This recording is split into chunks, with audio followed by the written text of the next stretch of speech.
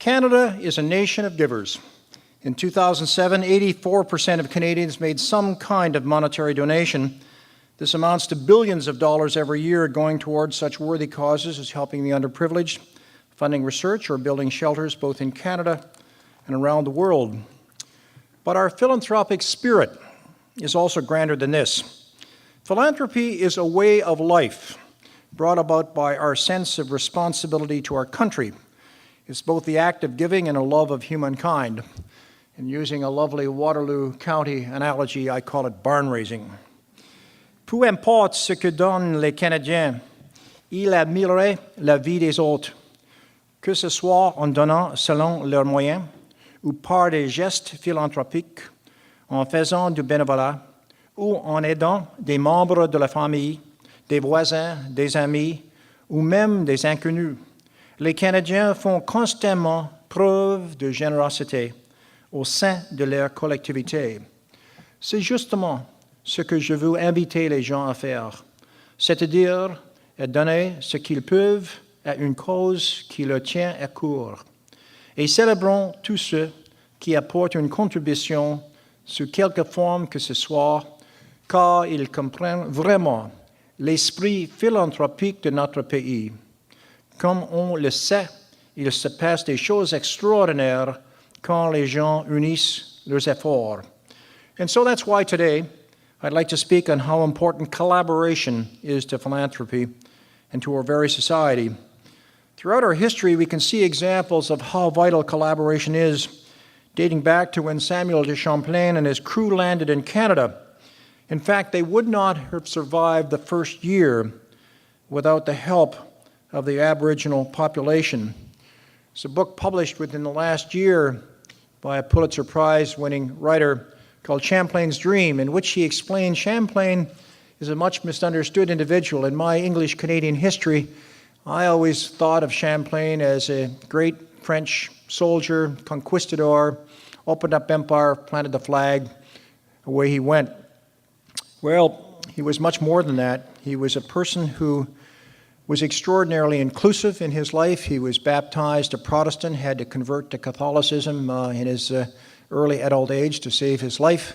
He learned many of the Indian languages around him. In fact, he made friends with all of the Indian tribes save the Iroquois, and for a short period of time he made friends with them as well, but because they were the enemies of all the other Indian tribes, that didn't stick. He was the collaborator par excellence, a builder of settlement, a man who knew barn raising in every part of its essence. As time went on, further examples of how partnerships drove our country's evolution became evident. Louis Hippolyte Lafontaine, a Francophone, and Robert Baldwin, an Anglophone, represented another great partnership that united Canada in the 1800s. In John Ralston's wonderful book about Lafontaine and Baldwin, he ascribes to them responsible government, the first government in the world that really established responsible government and did so through peaceful means, not through revolution, but through peace. And these two great architects of responsible government collaborated in wonderfully rich ways. It's no exaggeration that their partnership is what made our country possible. And just as Lafontaine and Baldwin broke new ground in working together across linguistic and cultural barriers, we too can achieve remarkable things by working together.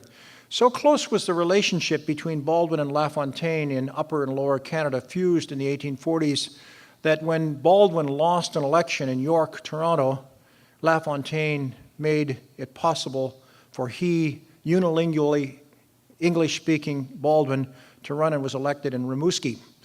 And several years later, the opposite happened.